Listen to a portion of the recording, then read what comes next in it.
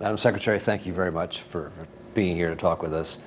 To hear Senator Grassley describe it, you and your department are the country's biggest slumlords. That's unfortunate. I think we are one of the country's biggest landlords. We have in public housing over 1.1 million units. And for the most part, I would say all of our properties are providing decent, safe, sanitary housing for the millions of families who need affordable housing in this country. There are problem areas, though, aren't there? In any organization, and whether it's on the federal level or if it's in government or housing authorities or even in the private sector, the nonprofit world, there are always problems. The issue is, what do we do when those problems come to our attention? How do we intervene? How do we make it right? How do we work with folks on the local level to make sure that housing is delivered to people who need it and the quality of housing that we expect? When there are bad conditions, when there really are slums, and we've seen some of them, how do you tolerate that? Why don't you move quicker to shut them down or make them better? First of all, we don't tolerate them. Second of all, we move as quickly as possible. It's interesting, you have to always remember that housing authorities are really run by the boards of commissioners and their executive directors and their staffs. And so our issue is to try and really intervene to make sure that the board, who has local control and governance structure, that the board and the executive director perform at a level and deliver the product that they're supposed to deliver on the local level. But when they don't? And when they don't, we step in. We're trying to work through an improvement plan with them, figure out how they're using their capital resources. Can they use those resources better? And ultimately, again, we want to make sure that we fix the system, not just that particular housing authority, although we will do that first. And then we want to make sure that what we're doing overall in terms of our oversight, our monitoring, our working with local housing authorities, continue to refine the system so that we minimize opportunities to have things go wrong. So you think you're doing a good job? I think we're doing a good job. More importantly, I think a vast majority of housing authorities across this nation are doing a good job. What happened in Philadelphia with Carl Green? I think the question is a two-part question. If you look at the building, the new construction, the kinds of infrastructure, making net new neighborhoods happen in Philadelphia, I think you've got to look, that's one story. The other story is a personal story that HUD gets into only because we've been asked to take a look-see, to see what else is going on, and if there's been any spillover from the public to the private or private to the public. Do you think he ran a good operation there? I think if you look at what has been built in the city of Philadelphia, making communities better, filling in, dropping millions or thousands of units of poor public housing and building net new neighborhoods and adding to the quality of life of both people who moved into those new properties as well as to the city and those neighborhoods, I would say the Philadelphia Housing Authority did a good job. I want to make sure that that's a separate conversation and not overshadowed by whatever someone's personal problems might be. Well, beyond his personal problems, he used public money apparently for parties. He was accused again and again of sexual harassment by employees there. Do you tolerate that? We do not tolerate any of that. We have read the same stories that you've read, and indeed I have a team of CPAs down there right now doing an audit, looking at the books to see where federal money went, how it was spent, and if it's been spent appropriately. If we find that it has not, we will take all the requisite actions that are available to us to make sure that we recoup that money. But why did it take so long for you to act? I would say it didn't take us long to act when the issues came to our attention. But these allegations have been out there now for years about him. Not that HUD has been aware of that way. And if there just been allegations, what we saw in terms of what was happening at that housing authority and how it was working and what it was performing and how it was doing, that's what we looked at. On the personal side, I would say that, as I said before, housing authorities have a board of commissioners, and executive directors are employees of those boards. And so we would look to the local control and that local structure to discipline, praise, whatever needed to happen with its employee, that executive director, and we would have done the same thing in Philadelphia. Should you have acted sooner in terms of green? No, I don't believe we should have acted sooner. We acted appropriately when it came to our attention. We were there over this last weekend with residents who pointed out ongoing drug deals, substandard housing, and from their point of view, no way to get it remedied. What do you say to them? I say that's unfortunate because that's not what we would expect. That's not what we would tolerate or do tolerate. Have you been up there? I have not been to Philadelphia probably now not since I've been in this job, but I have been in Philadelphia several times before looking at properties as a colleague when I was at the Boston Housing Authority. And so saw the new development, saw the new communities, saw some of the scattered site single-family homes that are part of that portfolio. You saw the new places, but how are the people left behind, the places where the gangs seem to be rampant? I think that, again, a housing authority is a landlord like any other landlord in its community. It would be our expectation that that housing authority, with its board, through its executive director and staff, would work cooperatively and closely with local police and law enforcement in Philadelphia to remedy that situation. Housing authorities across this country, that's exactly what executive directors do. They form these alliances. They don't tolerate poor behavior, gang activity, any illegal activity on their property, and work cooperatively to make sure that the police are invited in to build the case so they can take the appropriate action to move the bad actors out. But that's in an ideal world. In Philadelphia, the residents there are telling us a much different story. What do you say to them? Who do they complain to? I believe that they, let me say two things about that. One, I think that housing authorities across this country do a really good job around working with law enforcement. I think that in Philadelphia, the law enforcement issues, you'd say to those residents, there are ways to contact local police anonymously. There are ways to raise up those issues. There are ways, if people needed to, I believe, to call the local HUD office or into our office to figure out if there are things that we could do to help raise up those issues in those communities with local law enforcement.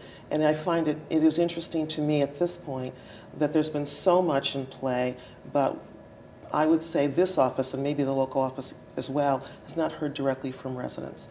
You've not heard from any residents? No, I have not. And I would hope, though, that residents... Given all this happened, wouldn't you want to go up there and see what's going on? We have had people in Philadelphia. But I mean, shouldn't you be there? I could be there. It is interesting. I had a conversation last night about me going up probably every couple of weeks until some things sort of quiet down. But we have HUD staff, senior HUD staff on the ground who are there in Philadelphia who provide eyes and ears as well to us. And so can I go look? Absolutely. Will I go look? Absolutely. But if your staff was there and they knew what was going on with Carl Green and they didn't report that to Washington, isn't that a serious problem for you? Some of the residents said they felt intimidated to complain about him. They might lose their housing if they complained. I hear that complaint a lot from residents. It is simply not true. There is always due process. The courts make the decision. Not true. Well, the courts make a decision as to whether or not a resident can be evicted from his or her home. And that's just generally across in every state in this nation.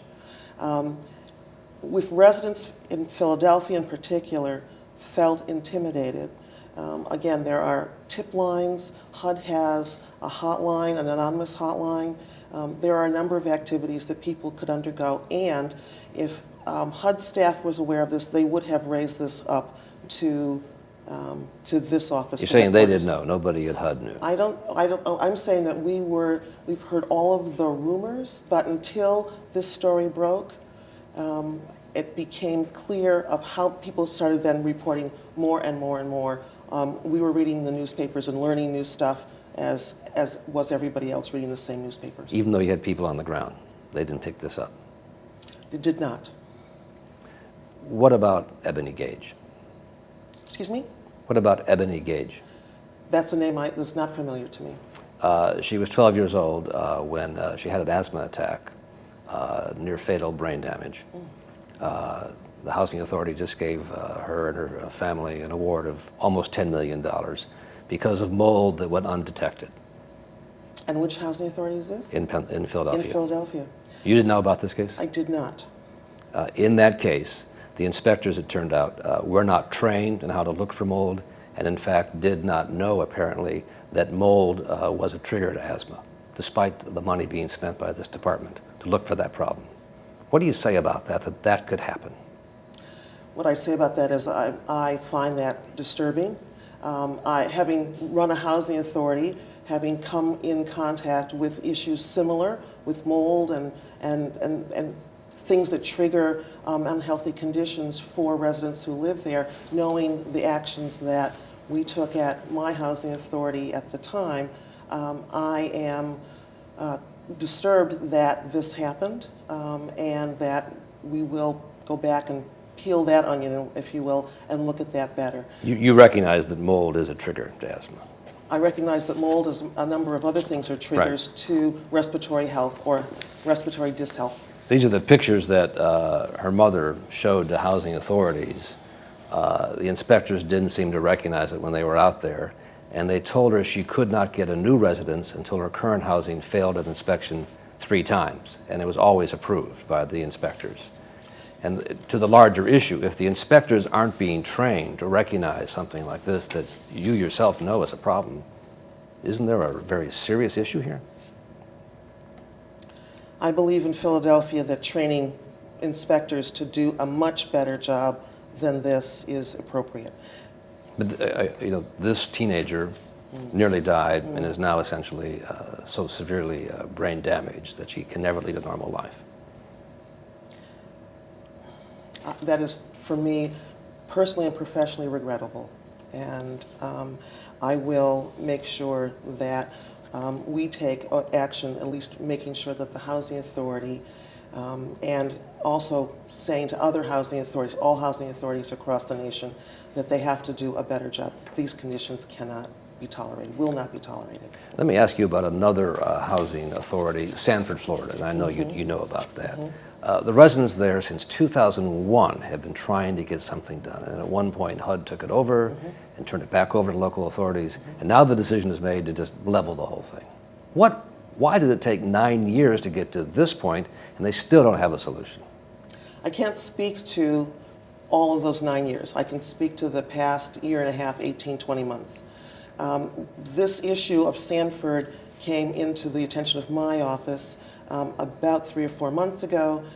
We worked with, and staff worked with, adjoining neighboring housing authorities to look at managing portions of the Sanford portfolio, both its voucher program and its public housing program. Got those deals in place and those agreements in place so that Sanford, from our estimation, couldn't deliver, wasn't delivering well, and went to other organizations.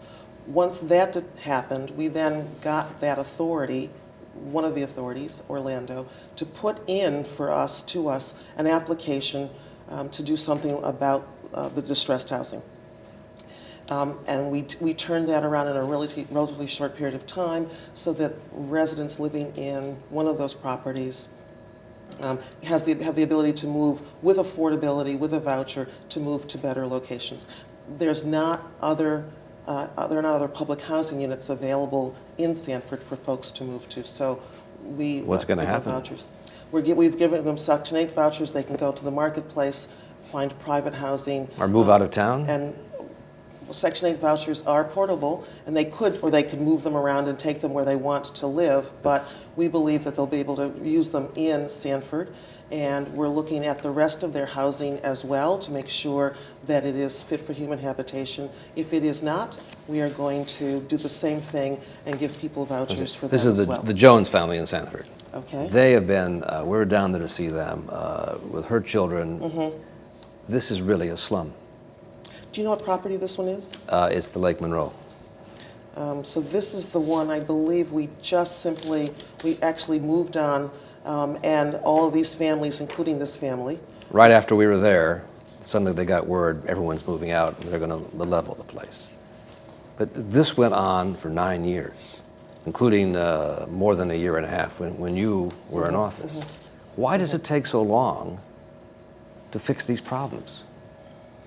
First of all, we try to really work with the local entity, the local housing authority and its board and its executive director, and really try and give people a chance to do the right thing. When that fails, as it did in Sanford, we then moved to work with adjoining housing authorities in neighboring jurisdictions to really try and get the problem rectified. But where's the urgency?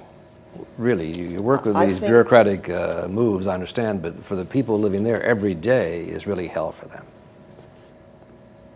I do understand that.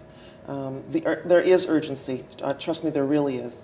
I don't know. 9 years? Well, I can't speak for the 9 years. But from their point of view, whatever One day is administration was too in long. power, 1 day is too long, but I understand. whoever's in power in Washington, they're not getting answers in Sanford. Well, this process for this particular development in Sanford took us less than 3 months to actually put together to get what we needed, both the conversations with other housing authorities and getting them to work through this process, and for us to be able to actually move as quickly as we did. Does this speak, though, to a larger failure here at HUD? You can't control what you've got? No, I don't think it speaks to a larger failure at all. I think what it speaks to is there are 3,200 public housing authorities in this nation. Less than 1% of those have trouble of some sort. And so again, the vast majority, the 99.9% of those housing authorities really do very well, are very competent. The issue is when we find that there's a problem, when it comes to our attention, we really do try to move as quickly as possible. There is a sense of urgency to make sure that conditions that you've shown me here are corrected as quickly as possible. We will continue to improve our monitoring. We will continue to make sure that on the ground, our staffs are as hands-on as possible. But please always remember that it is our expectation that housing authorities are appropriate and good landlords, and that the community at the local level really needs to be able to work with that housing authority and with us to make sure that problems like this get surfaced as quickly as possible. You're the super landlord in this case. I'm the super landlord in this case. You really That's are. correct. And some of your properties are really slums. Is that fair to say? Some properties, less than 1% of our properties, are in difficult shape. I would say over the years, we have had an assessment system for our properties. It's a real estate system where inspectors, third-party inspectors, who go out, inspect the units on a sample basis, every single housing authority, and over time, we've seen the improvement of our portfolio. In addition, we have a capital backlog across the nation of about $25 to $30 billion. Annual appropriations from Congress, the amount of money that HUD gets in its budget every year, does not keep pace with that.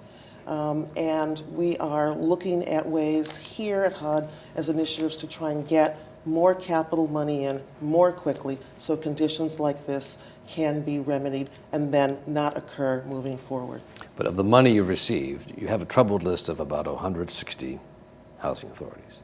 They have received some $2 billion, and your critics say you're just throwing good money after bad. When you do that, you've got agencies with a proven record of financial problems that can't handle the money, and you give them $2 billion more. And 13 of these troubled agencies received about $94 million in stimulus money. Is that really a good use of taxpayers' money? I think what you have to look at in terms of the use of stimulus money is if that money didn't exist, if that money did not go to troubled housing authorities and other housing authorities, and that the bottom line is that the residents who live in those units need the improvements that that money brings. But you're giving money to people who already have demonstrated they can't handle the money they have. I will tell you quite clearly that we were criticized for giving troubled housing authorities any stimulus money at all. $94 million. And I will tell you that all of those housing authorities obligated that money on time, as did non-troubled housing authorities. And I will tell you that as well, that those housing authorities are using that money to improve the conditions to try and whittle away at the accumulated deferred maintenance that we see in our public housing portfolio. So that was a good use of money? I believe it was a good use of money. Inspector General is not so sure about that of your... I think this, whenever the Inspector General and I have had conversations or he's raised an issue in an audit, we have worked with him and his staff to present the documentation needed to close out that audit and that finding. And so I think if you go back and look at what the record shows and what we've provided to his office, that you will see that the money was used appropriately and he has closed the finding, thereby agreeing with what we've presented. Of this troubled list, it excludes places like Philadelphia. Was Philadelphia actually better than those other 160? Philadelphia, I believe, was operating in a way that for a large part of its portfolio was doing well, was doing okay. Even with the allegations of corruption, self-dealing? So the allegations of, again, we go back to trying to separate the issues of the property and the performance of the property versus the personal performance. But can you separate those two? When you have a corrupt manager or a person accused of corruption, can that still be a good operation? Whatever the houses look like. The only way I can answer that, I think at this point, that maybe makes a little bit more sense is, and I've said this to you already, is that we would look to the Board of Commissioners, his employer, to take the appropriate action, since that's the first line.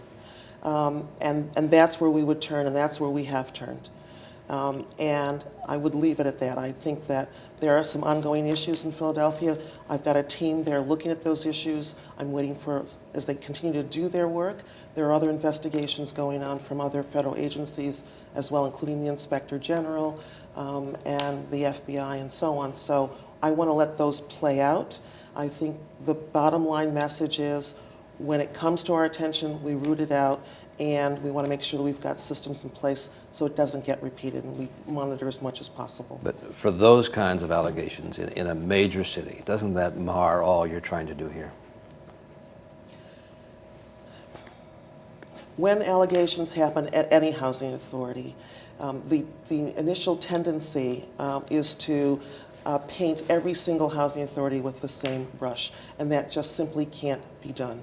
3,200 housing authorities are really running, for the most part, their portfolios well, being innovators, being major landlords in their cities or towns, and serving millions of families who really need the affordability, and serving them well. Not just providing them with a place to live, but also looking at issues of economic development, looking at issues of collaborations with school systems and job and workforce development, and a variety of things that will help fill out, if you will, and round out the lives of residents who live there and children who live in those units. That's what's really going on in public housing. And like any business, whether it's the private sector or public housing, you will have outliers. You will have people and opportunities where people will say, aha, and try and do something that then is not appropriate, that is not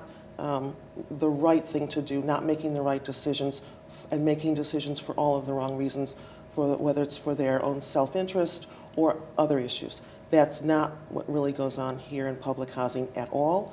And but there is a large number of people, according to the Inspector General, who have either pleaded guilty or been involved in corruption with housing authorities, more than 560.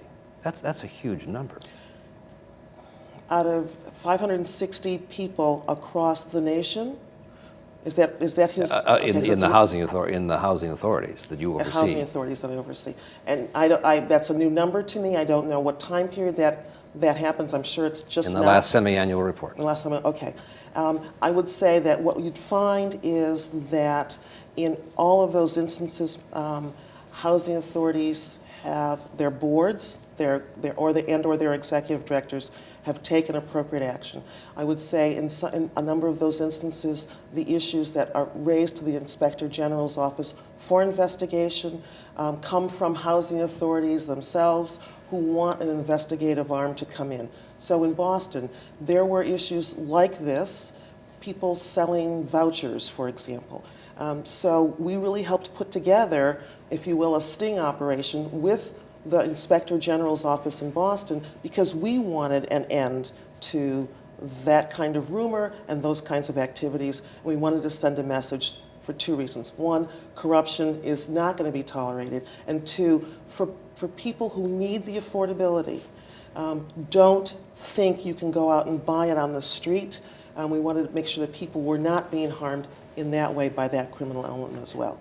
When you have that number, and I assume you think that's a pretty big number or not, 560? I think that people who do wrong, whether it's in public housing or anywhere else in the world, need to be held accountable. But does that surprise you or worry you that you have that many people who feel they can essentially cash in on housing authorities because the money they steal is money not used for people who need housing?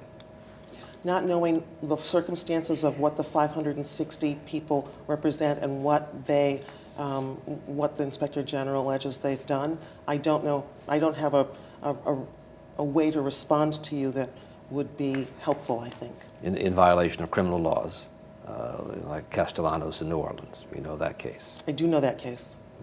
What does that leave as an impression? You see him, he's cashing in, he's stealing money that's supposed to go to people that need housing. And as that case winds its way through the court system, he's being he's pleaded guilty, he's being sentenced. And I could sit here and say the courts have spoken and that's a good thing, which is true. What that led to for the New Orleans Housing Authority was for there to be greater safeguards, checks and balances, better systems in place, a better way of operating so that that doesn't happen again. But does it suggest overall that you're running too loose of a ship here? It does not, to me, suggest that we're running too loose of a ship. Again, it's what's our response when we find it, what actions do we take, and how do we make sure over the longer term that housing authorities are doing what they're supposed to, that their governance, their boards of directors and their staffs are acting appropriately, and that can we do things from the federal level which will help them run tighter ships, do better processes and procedures, again, for the longer term. The Inspector General has reported or speculated or estimated that between 2,000 and 3,000 registered sex offenders are in public housing. What do you say about that? How could that be the case? You look at the report, and we know that housing authorities perform criminal background checks, that they do a lot of screening both on landlord references, but also looking at criminal backgrounds of everybody who's generally an adult member in a household when that household applies to public housing for admittance. The Inspector General's report did a sampling of our portfolio and I would say extrapolated up so that those numbers, I'm not sure that those numbers are defensible, but the bottom line is that every household in public housing, every family, particularly families with children and with seniors, should feel safe in their housing. Shouldn't have to worry about a criminal element of any kind or sex offenders in that community. So we've taken steps with housing authorities. We've issued guidance. We're doing other steps to make it easier for them to continue to drill down to get the best information possible on background checks so that sex offenders are not permitted in, which they are now not permitted in. Haven't been for some time, They right? haven't been for some time. We are saying to housing authorities every year, when a family comes in to talk about its rent and issues on an annual basis, that housing authority staff have to ask about who's in the household, has anything changed, and have families certify that no one has come to live in that household who is required to be a lifetime registrant in the sex offender program. Did you detect anywhere there was a sort of leniency for people who were registered sex offenders? People were giving them a break? Housing authorities are typical landlords. Leniency is not generally in the vocabulary. as a landlord, He's a nice guy, even though he's a sex offender, let him stay? I've never heard any of that at any housing authority at any level or any other landlord. So how did that happen? There were so many. I don't know exactly how that happened. I think that there are the ability for housing authorities to screen out and do background checks, criminal background checks, happened back in the mid to late 90s. There could indeed, and I don't know, there could be people who committed an offense before that, served their time, and then applied for housing and got in. Generally, if people are in and do the crime once they're there, they are subject to immediate eviction. It's in leases, it's standard language. So it could be that people were essentially grandfathered in. A difficult word, because I'm not sure they were grandfathered because they were I'm there a sex before offender and I'm right. grandfathered in. Yeah, no. That's not how it would go at all. I think it's also, you should know that, as I said earlier, we're working with other agencies on the federal level to get housing authorities access to real-time data, to greater data, so they can drill down even deeper than they are now in terms of doing background checks, so that we can make sure as much as possible that we're not missing something, that housing authorities on their admissions are not missing something that someone could slip through. In addition, we're pursuing, looking at legislation on the federal level so that, again, we close whatever loopholes one may think are out there, although housing authorities are really aggressive about this, because no landlord, no responsible owner of property wants to put other residents at risk. We really do think about the common and the greater good. And so you have to balance that with individual rights, but it really is about the community and the community being safe and secure in where they live. And is there any danger, you think, of going too far? Not for me to say. I think we would put forth legislation, work with Congress to see if it gets passed, and if it gets passed, then it's up to other advocates and legal authorities to decide whether or not it's gone too far. Was it an embarrassment to you to see these numbers from the Inspector General about sex offenders in your housing authorities? I think embarrassment is the wrong word. We never want to see things that put residents at risk.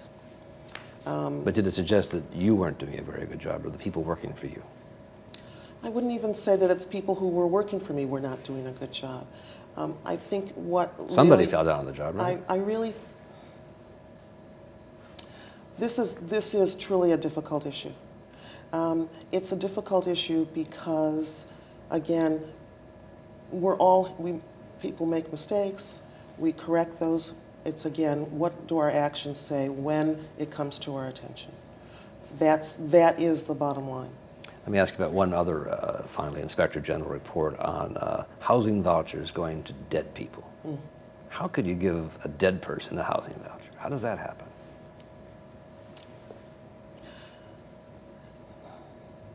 I think in running the voucher program, again, we do something, we use a system where housing authorities screen people, and on an annual basis, people have to report their incomes, making sure that their units get inspected, the incomes get recalculated. There's a bunch of administrative things that have to happen. In that, I believe that there may be times when someone continues a subsidy payment that needs to be terminated more quickly than not. Where people don't terminate quickly enough, it's our expectation that those monies get repaid. It's our expectation that housing authorities will tighten their systems so that that doesn't happen. And I would venture a guess to say that of the housing authorities and other agencies that administer over 2 million vouchers across this country, again, we're talking a small percentage, probably less than 1%. a small number, but you know how highly sought after these vouchers are. They are highly sought after. You saw what happened in Atlanta. At East Point, Georgia, yes, indeed. And to give them to dead people, that suggests something's really wrong with how the system's being run, don't you think? And we are not promoting anything other than a tightly run program. And making Are there any sure more that dead people getting them now? I do not know that. I would hope not. I would hope that where this has been That's raised, possible? that people go, housing authorities should be checking their systems daily. They should be making sure that who gets issued a voucher is appropriate and who continues to receive subsidy payments, that person or that household is the appropriate entity at the appropriate amount of money getting that voucher and using that in a way. Housing authorities have systems in place, both through administrative systems and actually then go inspecting, door knocking, checking to make sure that if Brian Ross is getting a voucher, Brian Ross lives in this unit, continues to reside in the unit, and is really there, that there's not a different person masquerading as Brian Ross. Not dead, in other words. Not dead. Do you think that HUD has become sort of seen as an easy mark by scammers? People trying to pull fast ones, paying themselves too much, vouchers for dead people. In total? No, I do not. HUD is not an easy mark for people at all. HUD is an organization providing essential services to people who need affordable housing and other economic opportunities. It is incumbent upon us to make sure that we do that very well, and we do it through, not directly, but through housing authorities at the local level. I think that HUD is a vital and essential organization because in the absence of providing those affordable housing opportunities and working on real issues such as homelessness and the reduction of homelessness, that the cost of doing nothing and the cost of HUD not running its programs would be far greater and far harmful to many more people. But when taxpayers think the money's being squandered, that has to undercut your mission. I think if taxpayers saw all of what HUD does and the differences it's made, so for example, the $4 billion in stimulus money thus far has rehabbed or created 320,000 houses, apartments, and homes. It's kept about 9,000 people, either new jobs or kept people working. It continues to produce. It continues to improve the quality of the housing that's out there. I think when people think about and see all of those real accomplishments, and there is a face to every single one of them, there is a real story, and that someone who's kept a job because $4 billion went into public housing means that someone is able to feed his or her family, keep the mortgage payment or the rent payment going, be able to continue to function in that community and not have to worry about where one is going to put one's head at night. There are real faces and real stories to each one of those $4 billion. And so it's not been squandered, it's not been wasted, and it's really done what this administration had indicated and said and stated and stood behind what that work was going to be. And finally, let me ask you, what is the difference between the approach of this administration and the previous administration when it comes to the kinds of issues we're talking about? And did you find problems when you got here? It's hard for me to talk about what the approach was, because my perspective with the other administration was from the outside, if you will, looking in. I would say about this administration, and I'm pleased and honored to be part of this administration, we continue to fully fund public housing.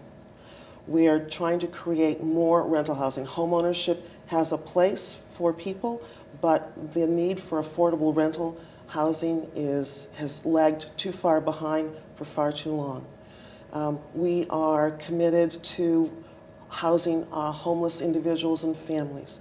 we have been working for the past several years to make sure that homeless veterans get housed in far greater numbers than before. We are working on issues of fighting mortgage foreclosure and neighborhood blight. We're really talking about place-based strategies that help communities across this nation perform, do better, and get stabilized for people who live there for the longer term. Thank you very much. Let me just ask, is there anything else you want to add? I'm going to No, ask I think I'm fine. Oni Thank and you. John if there's anything else that you think we should touch Can I on. just ask 2 quick questions? Yeah. I'm John Solomon Yeah. from the Center for Public Yeah. Integrity. We're working. Hello. Why don't you just John. get into me, John? Just on, Okay. just That sounds yeah, good. yeah. The first one, you mentioned that the way to judge the administration is after we find out a problem, how do we address it? And so I want to go back to sex offenders because we did a little sample ourselves. In August of last year, your office sent out a memo to the Public Housing Agency saying cross-reference your attendance and find out if any are on the registered sex offenders list.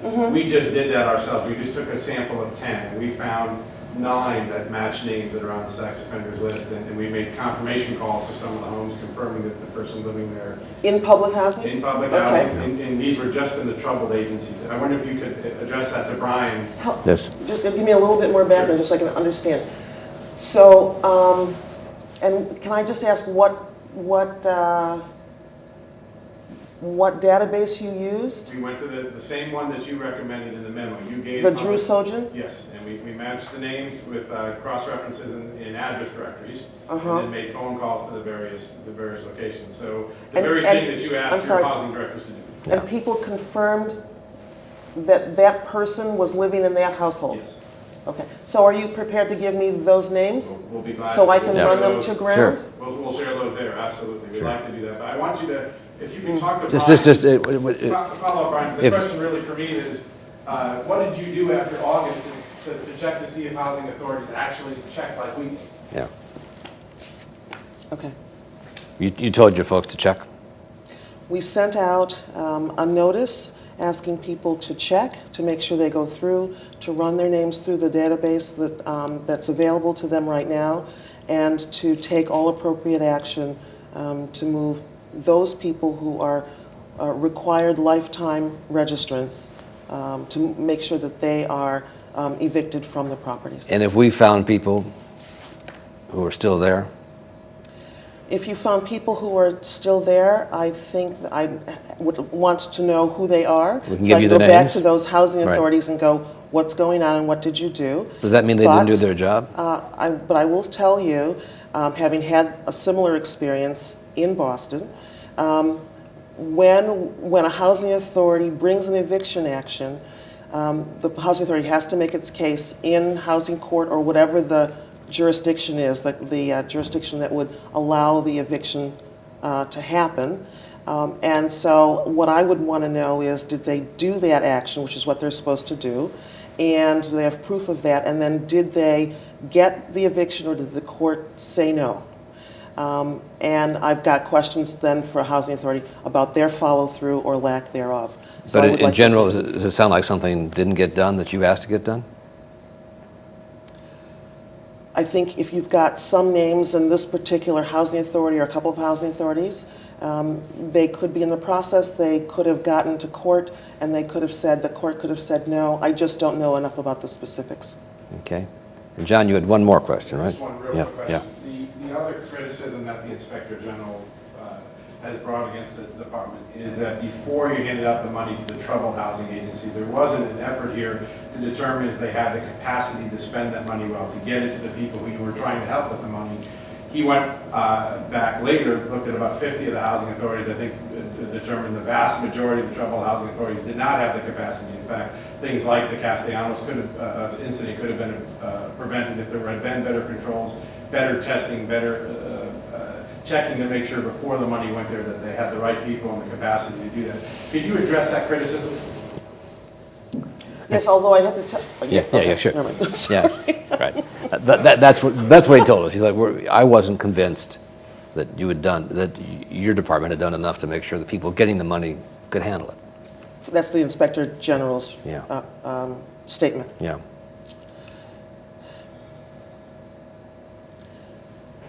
given that troubled housing authorities, like other housing authorities, needed the capital funds, it was the determination from HUD that those housing authorities should also participate in this program. Even though they're on the troubled list? Even though that they're on the troubled list, because how one is on the troubled list may not be tied to capacity, may be tied to a variety of other things. Mismanagement generally, though, isn't it?